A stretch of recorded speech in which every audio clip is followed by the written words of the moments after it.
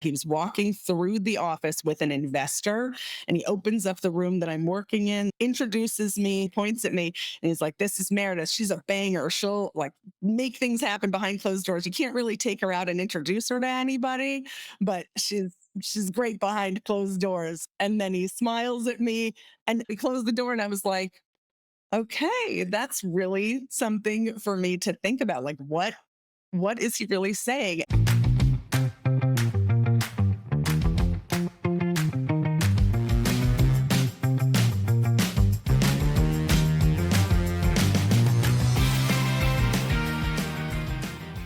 Hi, everyone. Welcome to Workplace Weirdness, the non-HR HR podcast where we dive into the strangest office situations and most awkward workplace dramas. I'm your host, Maya Kadar Kovalsky, and I'm a former chief culture officer and head of people. I've seen and heard it all, so truly no judgments. This is a safe space to get real and explore the cringy, confusing, or chaotic side of office life. So grab your coffee, kick back in your swivel chair, and listen up. Today, we're talking about culture, excellence, and leadership development with ThinkHuman CEO Meredith Haberfeld.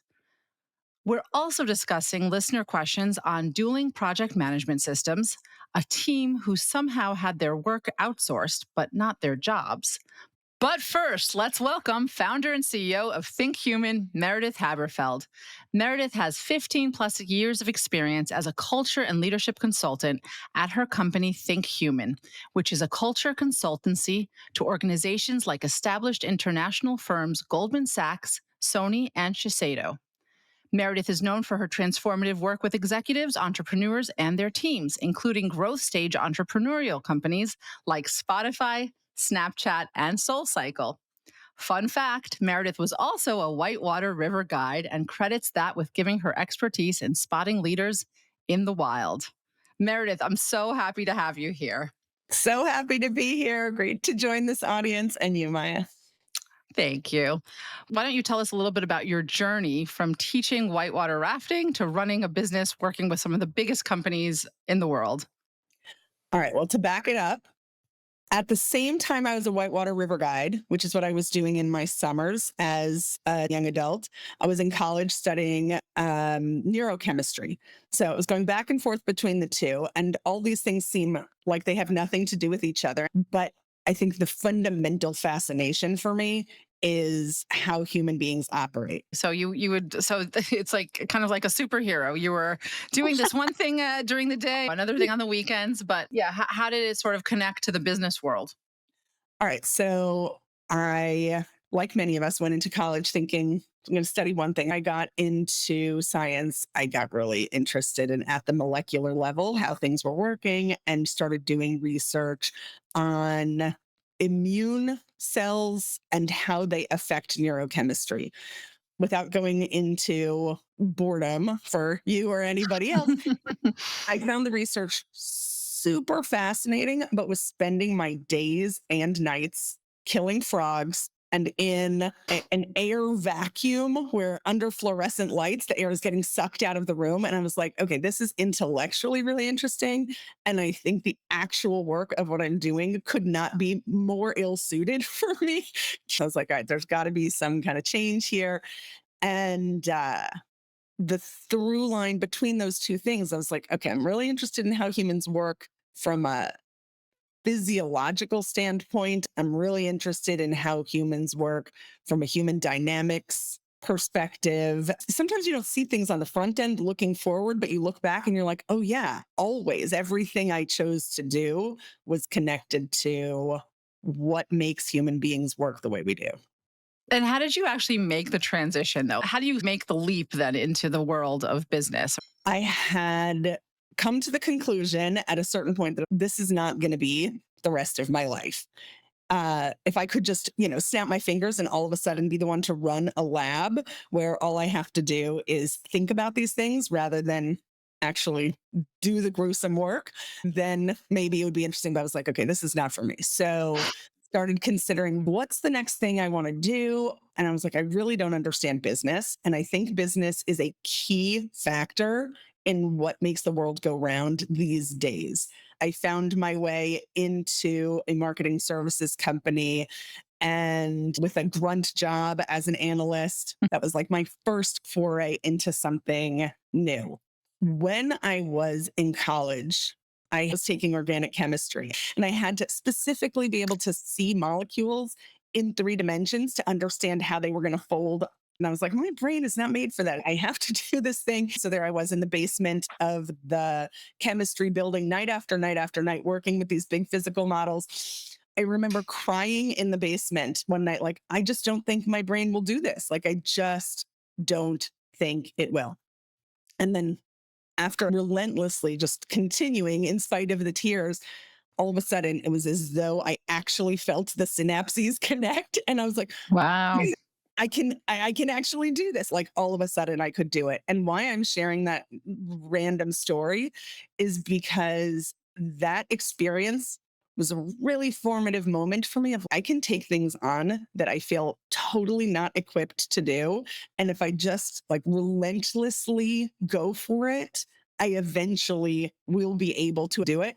And that how I thought about myself and what was possible for me in my career really changed because of that. So this is great. So like you basically developed a growth mindset without having called it that. That's really incredible. I happen to know that you've also done a lot that's very business minded. So can you tell us a little bit about those stories as well, where maybe you were also doing something that possibly surprised you? Yeah, I don't know, Maya, if you ever had somebody like this, but who was just really invested in telling me the truth about my strengths and weaknesses with enough care that I got to grow at the things that I really wasn't good at because he was willing to say the things that most people wouldn't say. It's a gift to have somebody like that in your life. So let's hear, what did you learn from that experience?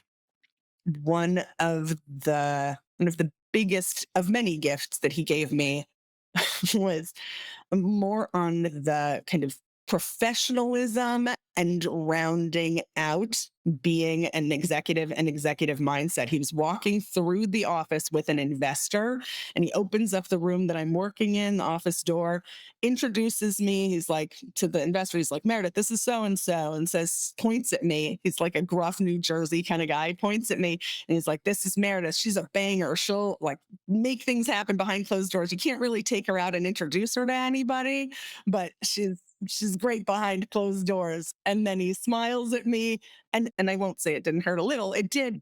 But I also he closed the door and I was like, okay, that's really something for me to think about. Like what is he really saying? And I at that time there were so many things that I did not realize about executive mindset, things and executive approach, like getting a call. And this sounds super tactical, but I would get into a call and before barely even saying hello, I'm like, here's what I need. Here's what I'm trying to make happen. Like, let me just like steamroll as fast as I can to get as much done as possible. And in order to get the best business results, create some social grease and understand the human beings. And that's not actually outside of the business realm. It's actually like an important part and opened up a whole new world for me. Wow. Yeah, it's incredible. I think it's really interesting to hear that journey and the idea of executive presence is something that I think a lot of us struggle with. So, Do you remember any of your own early memories thinking like how to pick up? How are you supposed to act like an executive? I think a lot of my early years in the office, it was a lot like play acting, what I thought an office person sounded and looked and worked and, and dressed like. It takes time. And I think sometimes women more than men might struggle with how to modulate their persona into a presence that can be taken seriously.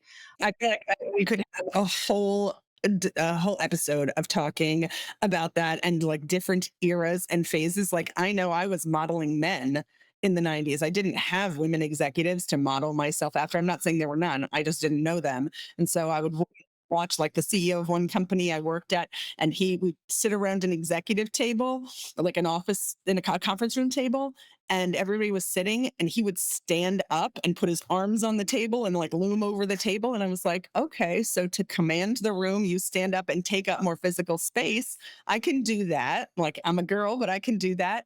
And I now fast forward have talked to not just that one, not just about that one experience, but others of like formative insights I had about how do you command a room, and talk to some women who are younger who grew up in with different kinds of role models, and they're like, oh yeah, Meredith, that's so outdated. Like that would never be the way to go about something now. That's like that era has passed. Women have found new and different ways to command executive presence. And I'm like, oh my gosh, so fascinating. Like it's a really rich. Really fascinating. So, anyhow, now let's just pivot for a little bit. I want to understand about Think Human. What kinds of companies do you think that you work best with and why? And how do you recognize that ahead of time? I think for everybody that's listening, there's a like the parallel to my answer is who are the people and the type of work I'm really inspired to work with and the type of work we want to do, and then product market fit. So, like, whether you're an individual in a company or starting a company, either way, there's like what I really want to do is, and the kind of people I want to do that with are, and then how does that intersect with what the market actually wants and needs. So, okay, from a product market fit perspective, back in the late 90s, there wasn't really a marketplace for that. Nobody was talking about those things. And I had the incredibly good fortune, sometimes it's just serendipity, that I had the opportunity to start working as an executive coach for the founders of SoulCycle when they first started SoulCycle, and for Spotify's North American leadership team when they first came to the US from Sweden. And so being Incredible. able to How work did with, that happen? I call it serendipity. One of the Soul Cycle founders found me in the. She tells this story in a much funnier way than I will, but she was having a panic attack in the middle of the night. Like my life is blowing up. This business is going bananas in the best kind of way, but I'm a mom of two young kids. How can I hold my life together? And she went on the internet and did some search for like who can help me with this, and somehow came across my name and left a message for the company in the middle Amazing. of the night. Like someone from the company got it the next morning, and she and I started talking. And still to this day, I work with those two co-founders. So I consider that just serendipity. And Spotify was a similar situation where two different people from Spotify found me and Think Human separately. And I don't know what's behind this, but if I had to try to wrap it nicely in a bow, I would say I had a business concept that all of a sudden at that moment in time newly had product market fit, where I think if I had come out to do this 5 years before, there weren't really as many businesses that cared about how do we create a great culture and have that ripple outward so that it is affecting our employees, affecting our business, and rippling out to our customers. No, But I think it's interesting. It means you were ahead of your time enough that you were easy to find when that product market fit was needed. Wonderful. So I love that. I ask this question of every guest on the show.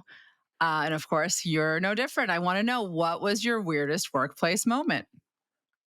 in one of my first professional jobs, I was sitting around a conference table with a bunch of executives. And I told you in the startup world, for anybody who works in it, you end up with more in places you don't belong in a good way because you're like, all right, well, we're a small team trying to build something. And here I am. So I was young, professional, sitting around with a bunch of VPs and the CEO of the company at this conference table. And the CEO was next to me as we're sitting there. And somehow a topic came up that I had actually spent some time thinking about. And I was like, oh, this is great. Let me put my idea out there, and said what I wanted to say, thought it was such a good idea. The CEO, oh, I missed out on a part. I also remember I was wearing this French Connection suit I had bought myself, like a little skirt suit. And I was so proud of it because I'd spent my own money on like 20 somethings sitting on this Hmm. and the CEO who's sitting next to me. I notice as I'm saying my idea is not looking at me in the face. He's looking down at my legs as I'm sitting at the table next to him. And then I finish my sentence and as though I had said nothing, he just keeps looking down at my legs and then talks to somebody across the table from me as though I hadn't even said a word. And I was like, oh, okay. I'm so sad. I can't wear this cute French Connection suit I bought myself. Now I have to wear pants. And Aw, at the time, I didn't have any other big drama in my head about it, but I was just like, oh, I was so proud of my little suit. And now I have to wear pants.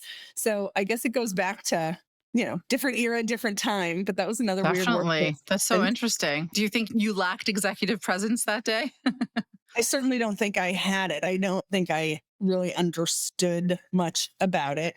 But one thing I appreciate about myself at the moment is it didn't even occur to me that I should feel dramatic about what happened or that I should be offended or anything like that. I was just like, okay, well, what will work going forward? Pants. And so Amazing. I love that. so I don't want to leave that impression, but I also think for in terms of like where we have recourse, just to find like, all right, well, where do I have recourse? I do have it. This is something I can do. And then I can like keep moving in the direction that I Keep care. moving forward. Certainly it was like a very, as many of our weird moments are, it was very illustrative in terms of my own learning. Very, very interesting. Thank you so much for sharing all that. Before we get to our listener questions, let's stay up to date with the week in work, our take on a recent news story that might affect how we work or how we think about work life.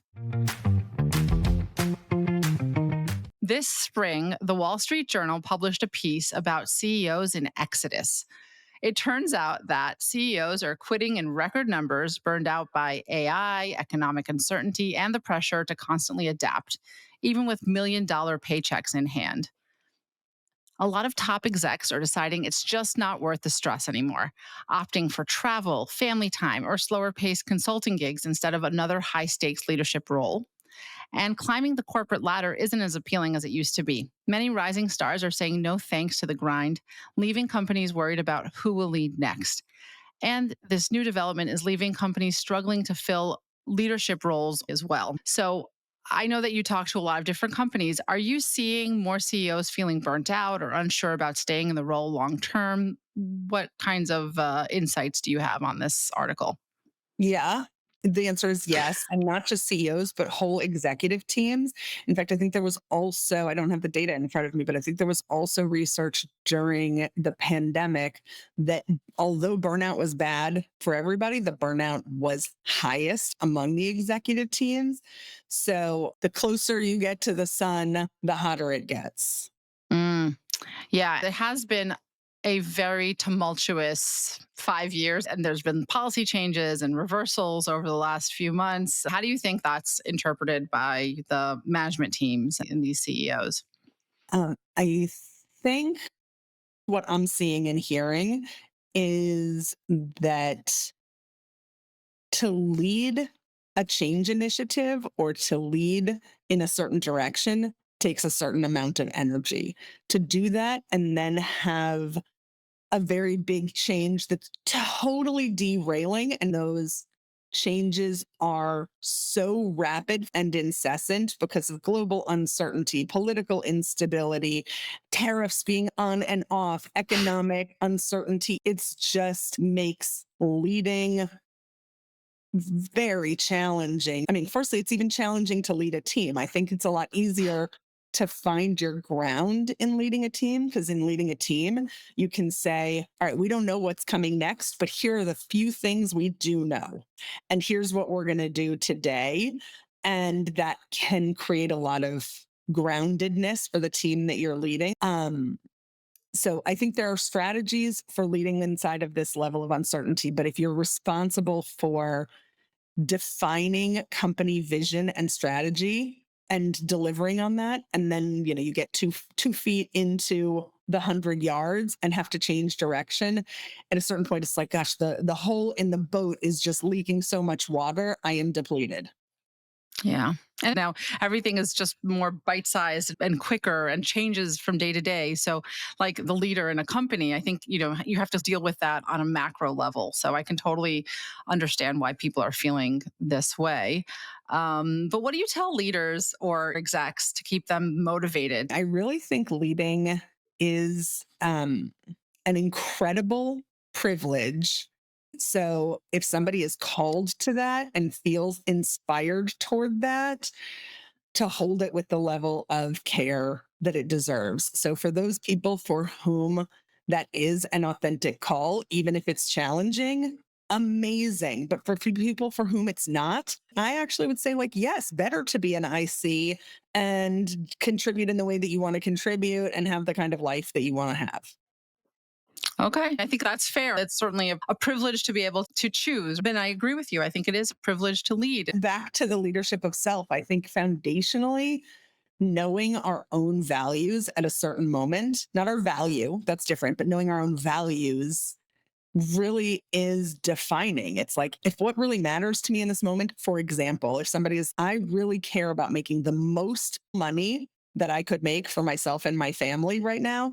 And that is of the highest priority to me. Great. Like, no judgment. That should direct. All right. Well, given that and your other key values, where are you going to get that? And then for somebody else who's like, the most important thing for me right now is to see the world and have time with my life partner, and money matters to me, but only to a certain extent, and I only need to make that much. Okay, great. But I think it really, and there's not a better or a worse. It comes down to what are the things that matter to you most, and being clear and honest about that, and being able to separate out what the world wants from you, what your family wants from you, what your partner wants from you, and what you want for yourself, and being able to hear that with enough clarity.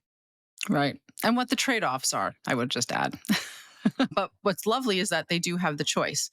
Thanks, Meredith, for your insight about these CEOs leaving and the whole leadership issue that's happening. And you're right, it's really about people finding their own path. So I really appreciate that. But now, Meredith, it's time to go on a quick break. When we come back, we have a question from a marketing manager who is stuck in cross functional mishigas due to dueling software systems. So, see you after the break. Make digital accessibility effortless with Sensit. At Sensit, we're breaking barriers to ensure the digital world is accessible for everyone. With over a decade of expertise, we empower software companies to design, build, and sustain accessibility throughout their development lifecycle. Our specialty? Crafting precise, no fuss VPATs, or voluntary product accessibility templates, to keep your software compliant. We integrate seamlessly with your product team to streamline workflows, reduce friction, and deliver results at lightning speed. Fast turnarounds, expert support, accessibility made easy. Ready to level up? Request a demo today at sensit360.com.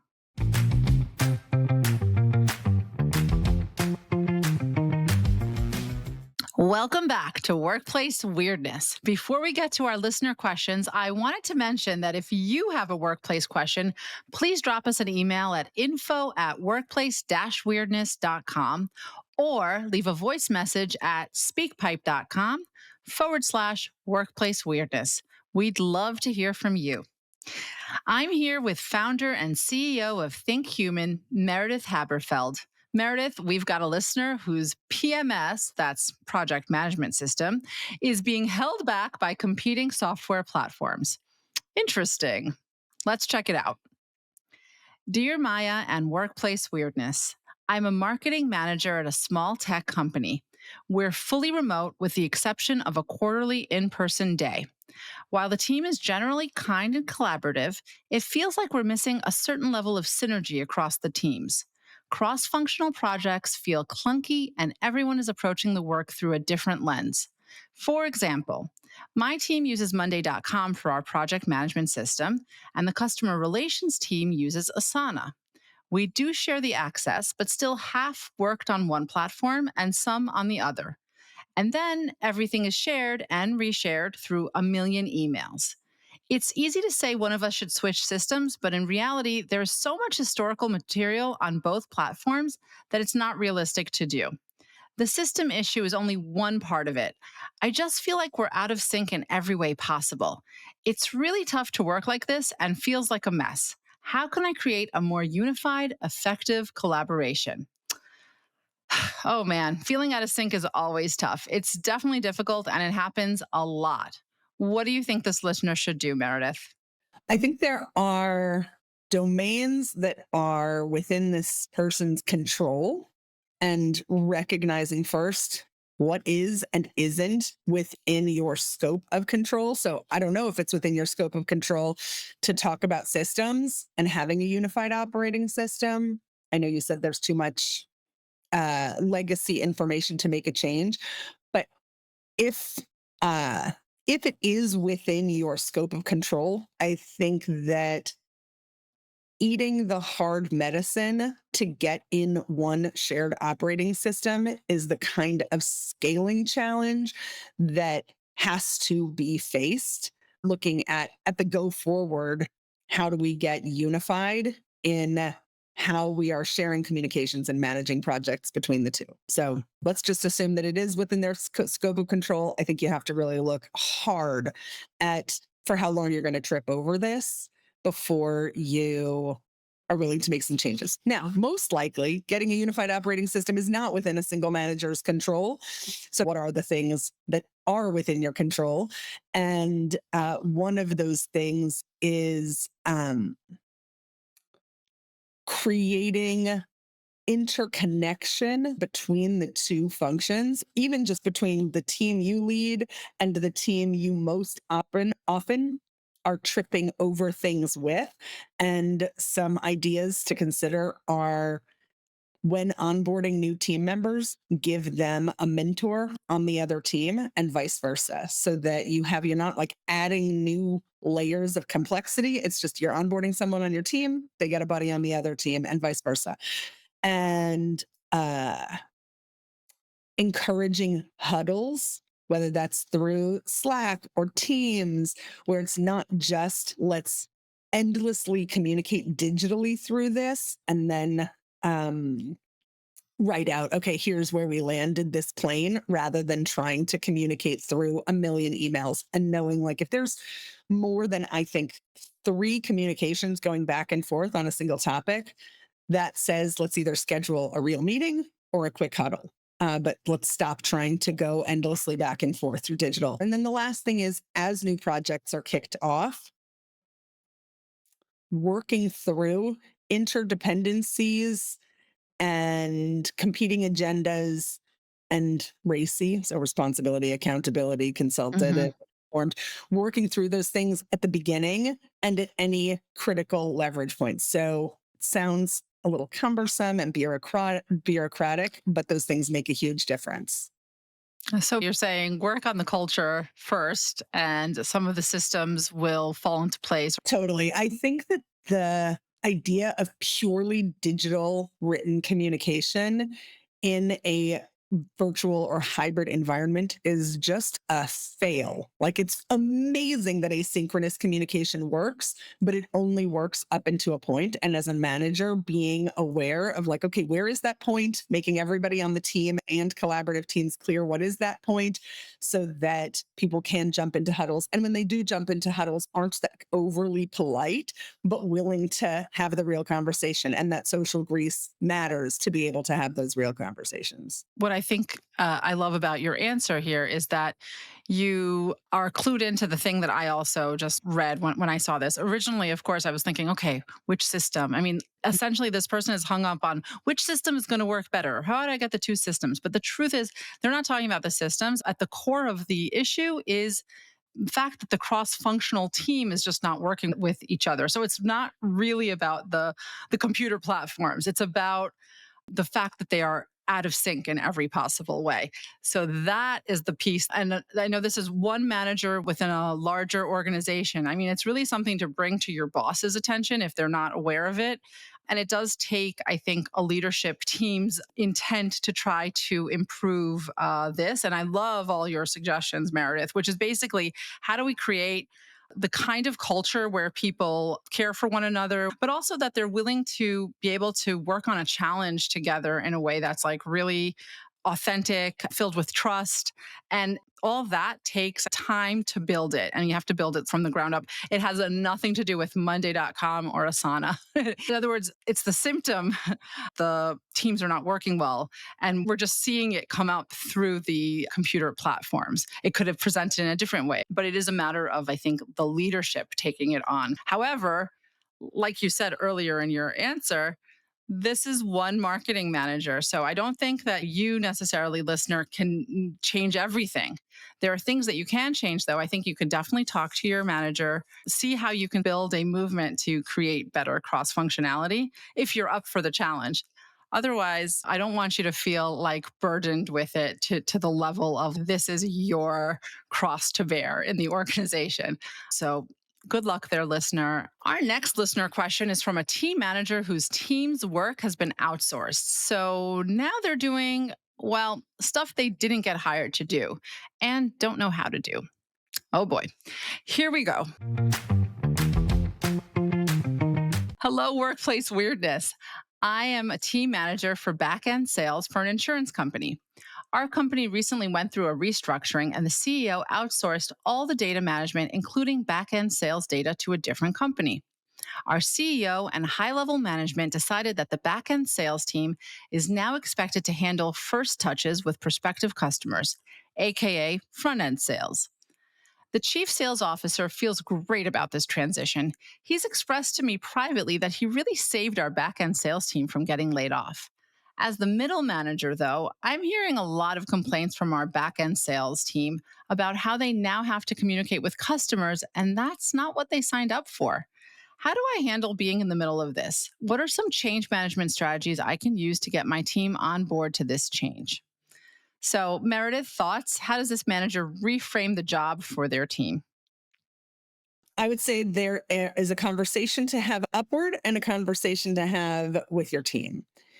The conversation with your team, I'm going to start there, I think has three parts. Number one, this is what is. I didn't like, you didn't sign up for it. I didn't sign up for it, but it is what it is. So we have to embrace this is where we are. And this is how the organization is moving forward, whether we like it or not. And it was done with the intention, a positive intention that certain changes needed to be made for the organization. And it was done with the intention to save our jobs, but we may not want these jobs. And that's okay. So like an acknowledgement of what's so, I think is part one. Then part two, after the acknowledgement of what's so, is that each person has the opportunity to do a little bit of soul searching and saying, whether I like it or I don't like it, given that this is where it is, do I want this new role? Or is it really not for me? And if it's not for me, there are a couple of options. Number one, is there another spot for me in the company in some other role that does now exist? Or is it really okay to just tell the truth that it's time for me to move on from here and to have a real conversation about, like, I don't need to get out of here tomorrow. I don't need to hide and pretend, but we can create a transition plan, and that's okay. And having you as the manager being that respectful and honest with people, that this is a choice for them and that they can have grown-up conversations about, do they want to embrace it, which is one choice, or do they want to choose something else, like looking for another spot in the org or potentially exiting. And then I think on the upward conversation is just to have a conversation with your own manager or whoever the powers that be are. Let it be known that even though it's so appreciated that this saved people's jobs, that it's different than what they signed up for. And many people, or at least a bunch, may not want it, and that it's appreciated, and that you now have to navigate potentially some meaningful turnover within your team. And that is management, but being able to feed that communication upward. So, this person is really in the middle. That's part of being a middle manager. I find it interesting that somebody wants to do something good by not letting people go, but doesn't foresee that they are not necessarily skilled at the job. Essentially, the person who's the head of sales, said, well, they're still called sales, but they're doing such incredibly different things. Back end sales doing a lot of data and analytics and doing reports and not touching customers. And then all of a sudden they're being put, right in front of customers. It doesn't always work. Some people will rise to that challenge, but not everybody can. I really feel for what you must be going through, listener. But I think that I agree with you, Meredith, that essentially, like, you have to have this hard conversation a little bit with the people who are above you and lay it out for them. Ideally, this could have happened where if I were the CEO, I think I would have created a situation where I would phase out the roles. Like, I would have already said, listen, we're going to be doing something different with back end sales. And I'm going to give everybody like a period of, I don't know, of 2 months in which they could either train for the front end sales role or decide to do something different in the company or give them like a way out, trying to be mindful about their employment and all of that. I think it's difficult, but I think I you wanna could do it. if I can, on the heels of something Sure. you said that, Sure. I think leadership is making decisions through the lens of what's best for the whole. Because if the company isn't healthy, ultimately it's not good for anybody. Took me a very long time to come to understand that because I'm like a bleeding heart and like I want to take care of this person and this person and this person. It actually took a work colleague of mine, the GM at ThinkHuman, to be like, Meredith, so counterproductive what you're doing because in your effort to love and care for this one and this one and this one, you are making decisions that are not best for the overarching organization and the business. And if the business isn't healthy, nobody is getting what they need. And that was a real reframe for me of like, oh, Yeah.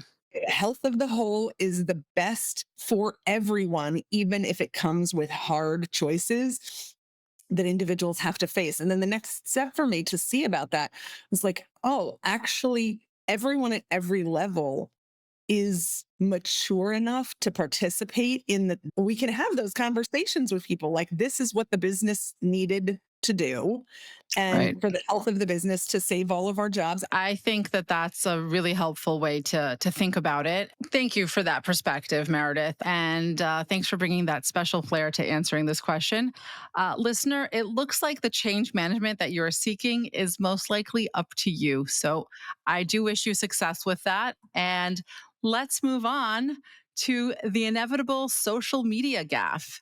Every week, we cover one question addressing the kind of cringeworthy work event that'll make you wish you were battling a White River Rapid. This week's cringeworthy question involves an Instagram deep dive that led to a boss in his bathing suit.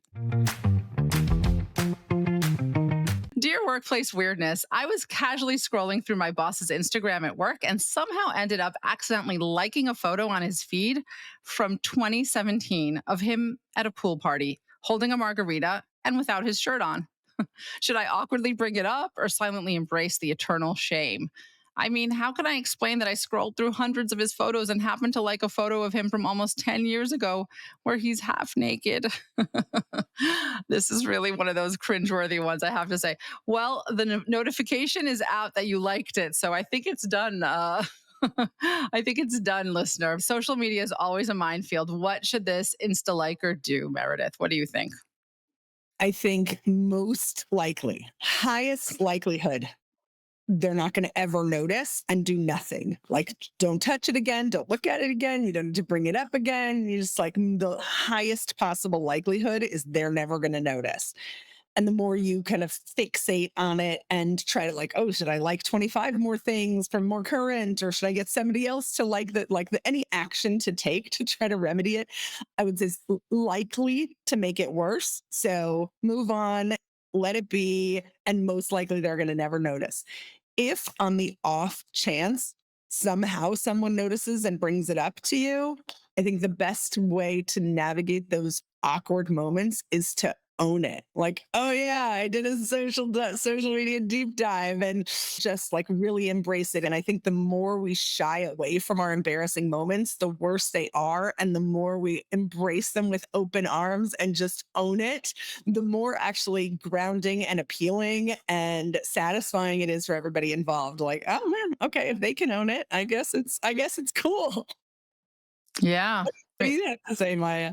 Well, the more, like you said, the more we own our own weirdness, the more successful we can be in life. I was actually like really feeling for this person because we have all been there. We've all done something embarrassing. We've liked something we shouldn't like. We shouldn't have even been looking. We're in a deep dive where we're really, anybody from the side could think we're a stalker.